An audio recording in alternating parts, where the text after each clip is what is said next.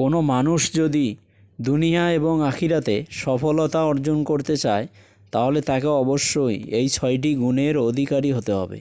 তার 1 নাম্বারটা হচ্ছে তাকে পরিপূর্ণ ঈমানদার হতে হবে। 2 নাম্বার হচ্ছে তাকে 5 ওয়াক্ত নামাজ জামাতের সাথে আদায় করতে হবে। 3 নাম্বার হচ্ছে তাকে দ্বীনের ইলম অর্জন করতে হবে এবং সময় পেলে জিকির করতে হবে।